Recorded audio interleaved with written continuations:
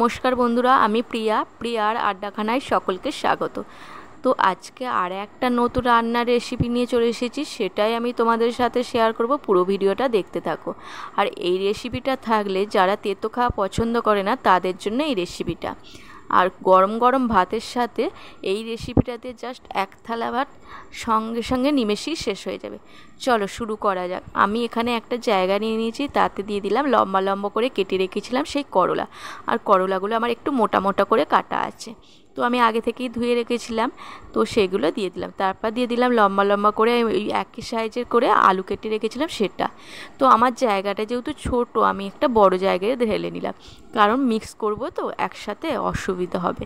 তো ঢেলে নিয়েছি, দেখতে পেয়েছো। এরপর আসল উপকরণ যা যা মশলা দিয়ে দেবো। লবণ পরিমাণ মতো, হলুদ গুঁড়ো হাফ চা চামচ, লঙ্কার গুঁড়ো হাফ চা চামচ, জিরের গুঁড়ো হাফ চা চামচ, চাট মশলা হাফ চা চামচ, লাস্টে দিয়ে দেবো বেসন 1 চা চামচ। বেসনটা 1 চা চামচের মধ্যে দিতে হবে। সমস্ত উপকরণকে দিয়ে ভালো করে মিশিয়ে নেব।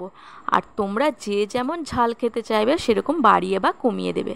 তো আমি এখানে হাফ চা চামচ ঝাল দিয়েছি, তোমরা চাইলে বাড়িয়ে দিতে পারো। তো আমি দেওয়ার পর শেষে দিয়ে দিচ্ছি পেঁয়াজ কুচি। তো পেঁয়াজ কুচিটাকে দিয়ে আমি আবারও ভালো করে মিশিয়ে নিলাম।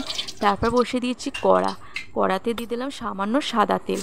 তো তেলটা গরম হওয়া পর্যন্ত ওয়েট করলাম। তারপর দিয়ে দিলাম করলা আলু যে মিশ্রণটা করে রেখেছিলাম সেটা দিয়ে দিলাম, দিয়ে ভালো করে ফ্রাই করে নেব। আর আমি সমস্ত করলাটাকে একসাথে দিচ্ছি না, দুবার করে ফ্রাই করবো, একসাথে দিলে হবে না।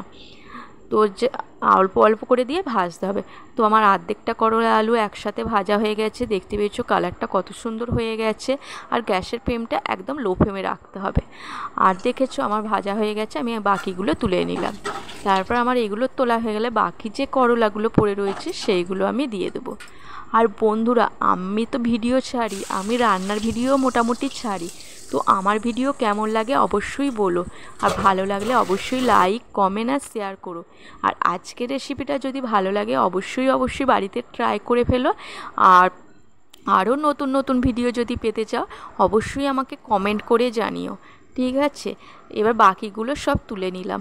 তো আমার সমস্ত তারপর তুলে নিয়ে বাকি যে ভাজা হয়ে গেছে তার মধ্যে দিয়ে দিলাম চাট মশলা। দেখে কেমন লাগছে অবশ্যই